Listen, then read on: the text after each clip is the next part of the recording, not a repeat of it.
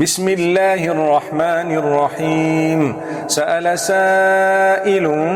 بعذاب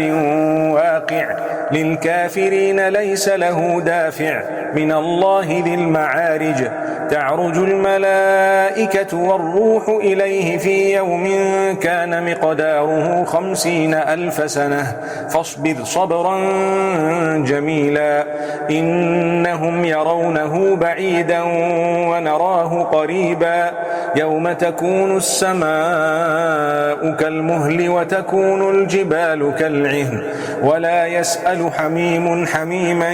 يبصرونهم يود المجرم لو يفتدي من عذاب يومئذ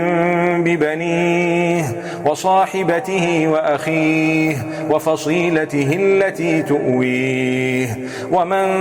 في الأرض جميعا ثم ينجيه كلا إنها لظى نزاعة للشوى تدعو من أدبر وتولى وجمع فأوعى إن الإنسان خلق هلوعا إذا مسه الشر جزوعا وإذا مسه الخير منوعا إلا المصلين الذين هم على صلاتهم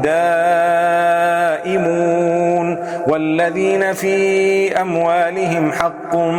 معلوم للسائل والمحروم والذين يصدقون بيوم الدين والذين هم من عذاب ربهم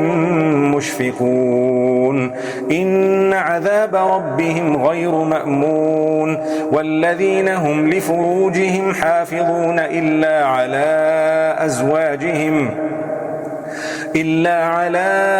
أزواجهم أو ما ملكت أيمانهم فإنهم غير ملومين فمن ابتغى وراء ذلك فأولئك هم العادون والذين هم لأماناتهم وعهدهم راعون والذين هم بشهاداتهم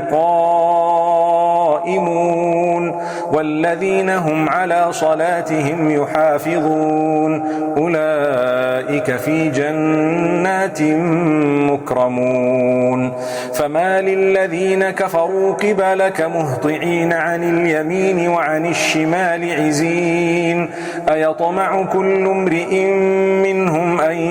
يدخل جنة نعيم كلا إنا خلقناهم مما يعلمون فلا أقسم برب المشارق والمغارب إنا لقادرون على أن نبدل خيرا منهم وما نحن بمسبوقين فذرهم يخوضوا ويلعبوا حتى يلاقوا يومهم الذي يوعدون يوم يخرجون من الأجداث سراعا كأنهم إلى نصب يوفضون خاشعة أبصارهم ترهقهم ذلة ذلك اليوم الذي كانوا يوعدون